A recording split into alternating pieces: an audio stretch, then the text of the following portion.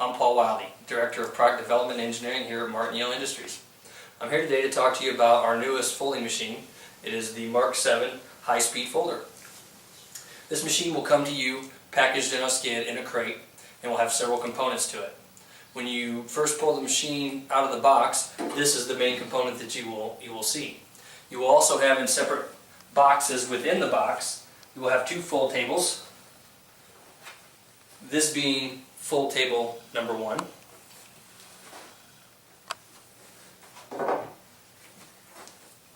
And this being fold table number 2. In addition to the fold tables, you will also have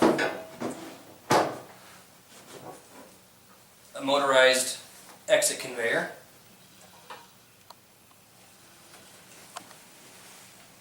and you will also have a friction feed table.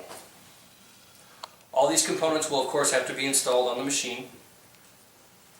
Once you've unpacked all your components and verified that they're in good condition, the first thing you're going to want to install will be the exit conveyor. To install the exit conveyor, you simply take the cord and it plugs into the machine over here. You push it in and tighten down your nut. You then want to slide the machine in here like this, and it simply locks into place like so. The other part of the exit conveyor goes onto the on as an extension. You'll also note a very simple fold chart that comes with each machine already installed on the exit tray extension, and it simply goes onto the heads of these bolts right here, like so, and it locks into place. The next thing you're going to want to put in is going to be your friction feed table, and that goes on the opposite side of the machine, and you simply pick it up, slide it in, and drop it into place like so.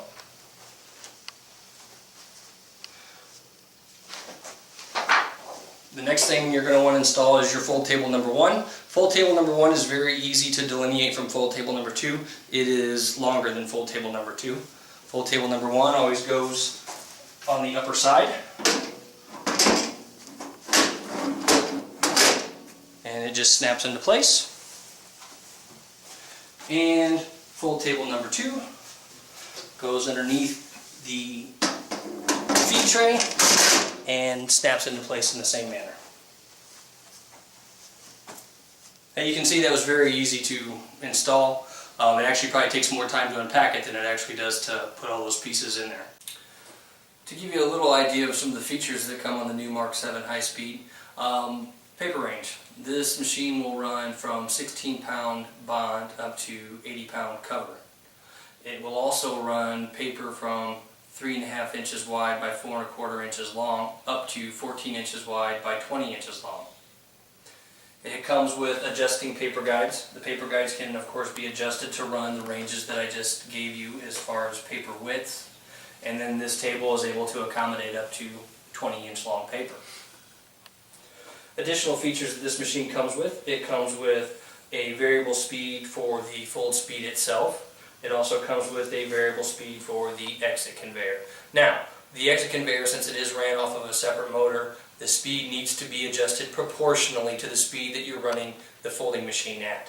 If you run the machine at an excessive rate of speed and don't proportionally adjust the exit conveyor speed, you will have stack-up problems in the exit conveyor. It will feed back up into the machine and jam up. So keep that in mind when you're running your machine. We also have a D-jam handle installed on the side of the machine. The D-jam handle is actually freewheeling so that while the machine is running, it doesn't of course spin to cause any danger to anybody who may be wearing a tie or have long hair or something to that effect. But to use the D-jam handle, you simply pull out on it and turn. And when you're doing that, it engages the rollers and it D-jams whatever may be in the roller package. You might notice these little tongues on the side of the machine here.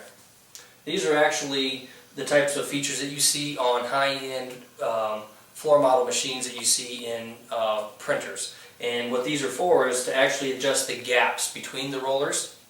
And the reason that these are like this is that they're spring loaded. As you can see here, I'm lifting it. You can see here that it lifts as well. And what you do is, depending on what paper weight you're running, you take a piece of the sample stock, and let's say you're doing a letter or Z fold, for example. The first roller, when the paper enters the nip, is the thickness of one piece of paper. You tear a strip off to that size, you simply lift that up, slide it in there, and now that roller is gapped to that thickness of paper. Of course, when you've ran it through the first fold plate and you're entering your second fold roller, now that it's folded once, you have two thicknesses of paper. So you fold a piece of paper over that you've torn, you pull that out, slide it in, and the roller is gapped for two thicknesses of paper. And then of course coming out, you've now folded the paper twice on a letter or Z fold, and now you need three thicknesses of paper following the same logic. You pull this up, slide it in, and now your roller's gapped for the two folds of paper. And there's actually corresponding ones on each side of the machine, so you need to do that to both sides of the machine when you're setting it up and getting ready to run your job.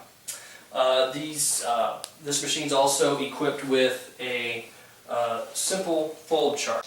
This here is a simple fold chart that comes with the machine. It covers paper range 6 by 9, 8.5 by 11, all the way up to 14 by 20, and you also have your ISO paper sizes here for Europe in A5 up to A3 plus. And then over here you have a corresponding legend that shows letter Z, double parallel, and so on. And it tells you specifically where to set each one of the fold plates based on what you're folding. Fold plate number 1 on this particular fold in this particular size, you'd want to set at 6.02 inches. And then to the right of each one of the fold plate settings, you'll see a little arrow, and that little arrow tells you exactly where to set your stack wheels. The stack wheels that come with this machine are actually dual adjustable stack wheels. You have an adjustment here to slide like this, and you have an adjustment here to slide like this, and it also flips like this. So you can cover the large range of paper sizes that you're actually going to be folding. And underneath the paper spring here, you will see the corresponding legends and numbers that I showed you on this simple fold chart. So let's say we're going to do a Z fold on 8.5 by 11 paper.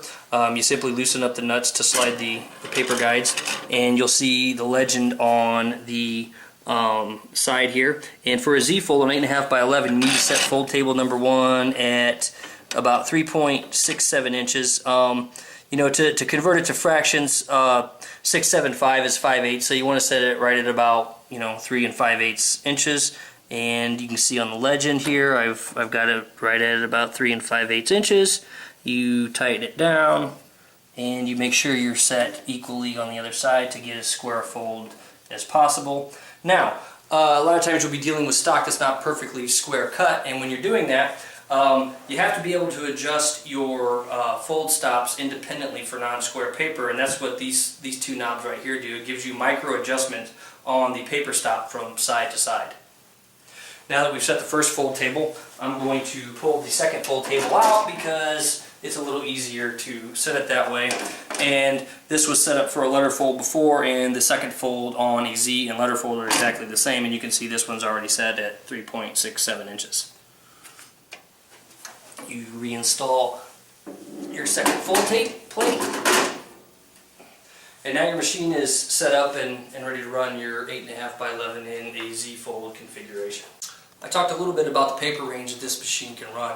Let's talk a little bit about the throughput. This machine can actually run at a rate of 36,000 sheets per hour, and that rating is determined based on an industry standard of how many half folds it can do an hour. So when you say 36,000 sheets per hour, that's saying you could do 36,000 pieces of 8.5 by 11 in a half hour that's half folded. If you of course want to do a letter fold, it takes a little bit longer. And it also, the speed is actually really determined by the operator, that it has to continually be loaded to achieve whatever throughput. So in this particular case, these paper guides are set up to hold an entire ream of 8.5 by 11 paper, which is 500 sheets. And you notice 500 sheets sits on there, and you're at the full height of the paper guide.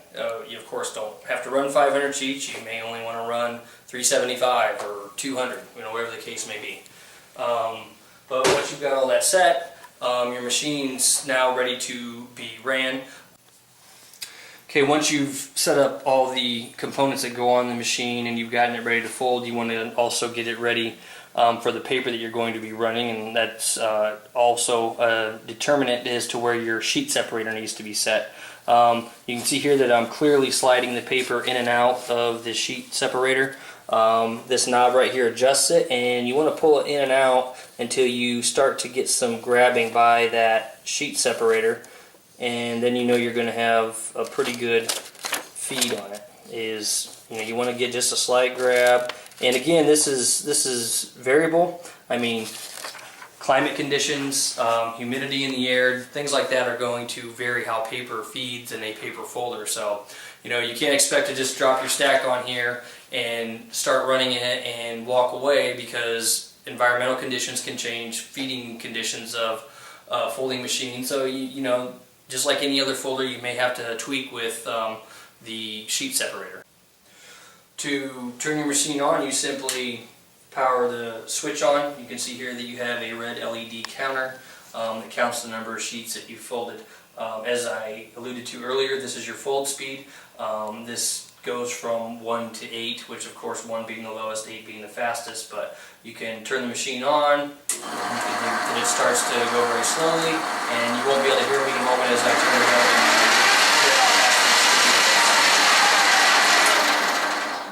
And then the exit conveyor is controlled speed-wise here. So with that being said, I will now load some paper into the machine, and we will fold some for you.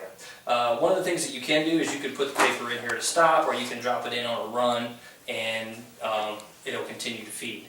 I'm going to go ahead and power it up and turn on the speed.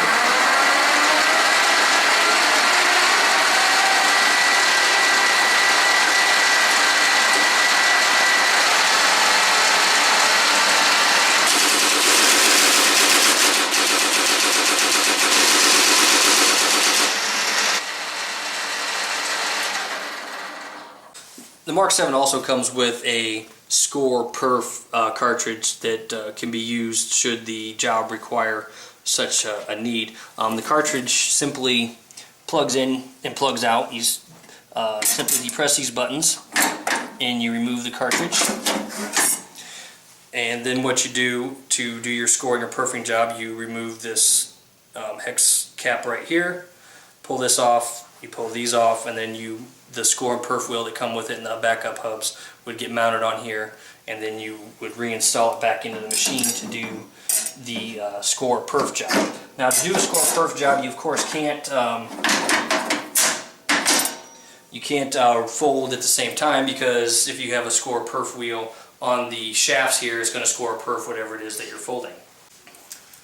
Both fold tables come with a reversible profile to put them in backwards. You'll notice along this geometry right here, you'll see a radius. This radius is to match up against the rollers. If you want to do a score perf job, you simply put your fold table in backwards, like so. And you do the same thing to the second fold table. Now, since your fold table is in backwards, and the end that is put in is actually sealed off, it's called a diverter, and it diverts the paper straight through, instead of entering the fold table, straight through the roller package and down through the score perf wheels that you installed, and then it will come out on the exit conveyor either scored or perf, depending on what type of job you're running. At Martin Yale, customer needs is always a primary concern for us. When this unit was designed, it was designed benchtop in mind. However, we realized that the need of many customers is to have this type of a unit mobile.